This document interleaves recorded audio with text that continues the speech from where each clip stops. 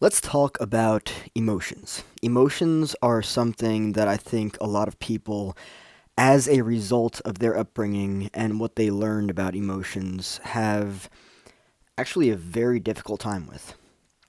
And there are a few ways to approach the subject of emotions, and I kind of want to explore all of them because there's a lot of really important things to understand regarding emotions.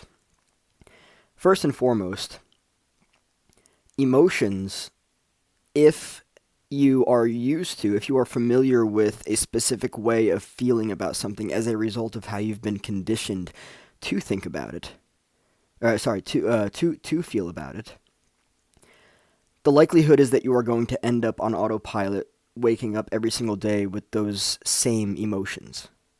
And the problem with that is that if you continue living that way, you're going to get very used to that, and that's going to become a hardwired program that runs your experiences of life on a day to day basis.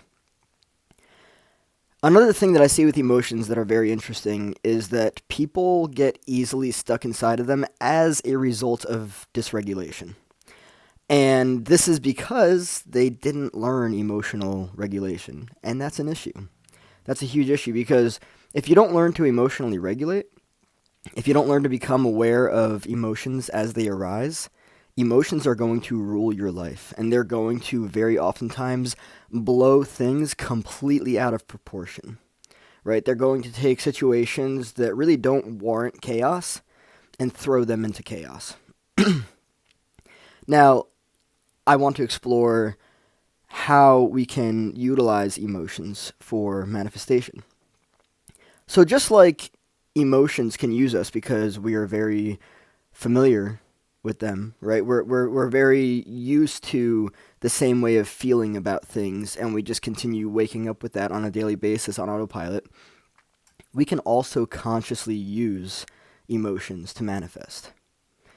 I think a lot of people actually don't know this.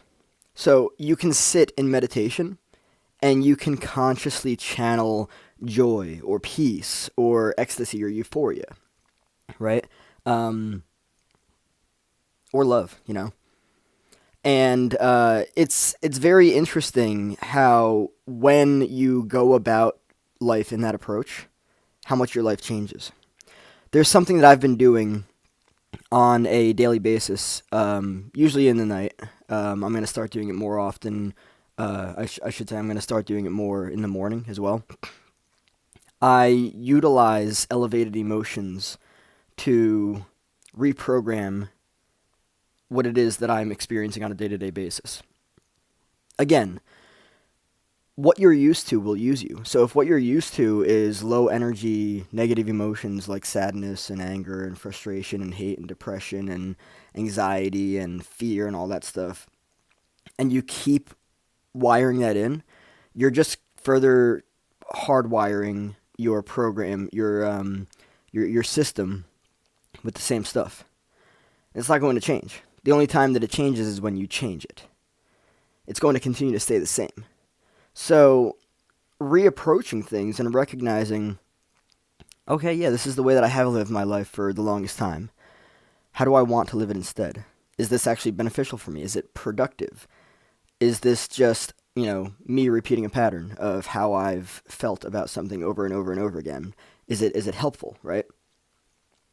And so, you know, when you actually consciously do the work to recreate yourself emotionally, a lot changes, a lot shifts, right? And I'm at this point in my life now on this healing journey that I'm on, where I'm realizing because of the level of self awareness and conscious awareness that I have, I'm actually recreating the foundation for how I feel on a day to day basis. And I went from fear, anxiety, depression, anger, um, anxiety, all that stuff, to peace and ecstasy and euphoria and joy and love. It's wonderful. Waking up each day with wide eyes full of wonder for just how incredible life is.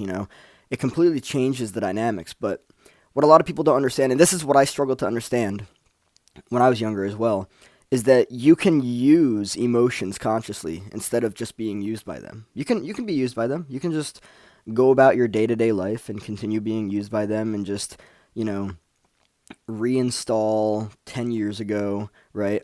But it's not productive because it's not doing anything beneficial for you. And it's also draining you because low energy negative emotions drain you. That's just the way that works.